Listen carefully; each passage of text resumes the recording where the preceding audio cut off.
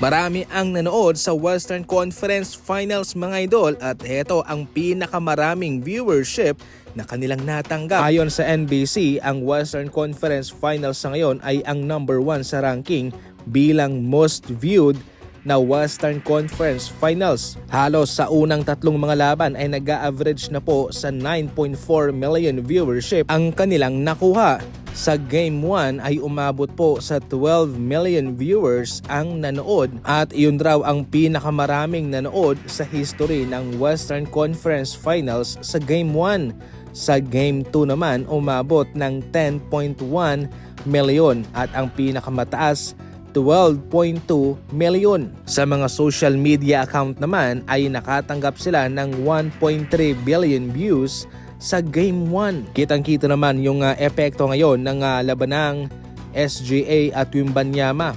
Maraming naiinis kay Shai.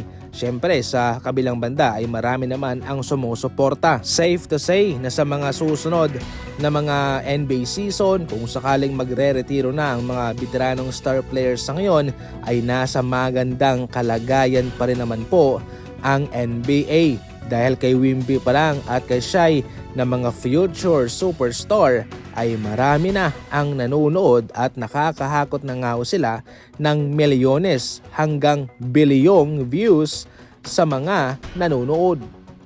Maraming mga fans ng Golden State Warriors ang tumaas yung kilay sapagkat mga gwardya ang kanilang inimbitahan sa kanilang pre-draft workout. Kasama na nga po ang ilang mga power forward. Bale, 4 na point guard at 2 power forward. Walang big man, walang center. Considering na marami ng gwardya ang Golden State Warriors, marami ang nagtataka kung bakit parang gwardya pa rin o point guard ang kanilang gustong makuha sa NBA draft.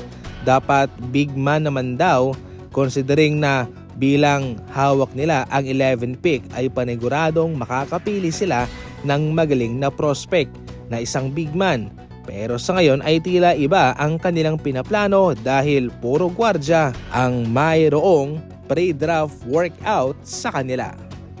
Nag-order naman ng cease and desist ang abogado ni SGA sa Underdog Sports na gumawa ng laruan hango kay Shai Gilgeous-Alexander at ito ho'y pinopromote pa mismo ni Dillon Brooks. Pinapatigil mga idol ang paggamit ng kneel ni SGA sa Underdog, yung name, image, and likeness. Wala rin po kasi itong pahintulot kay SGA mismo mga idol at sa kanyang kampo itong ginawang laruan at ginawan pa ng commercial video at nag-viral naman ito.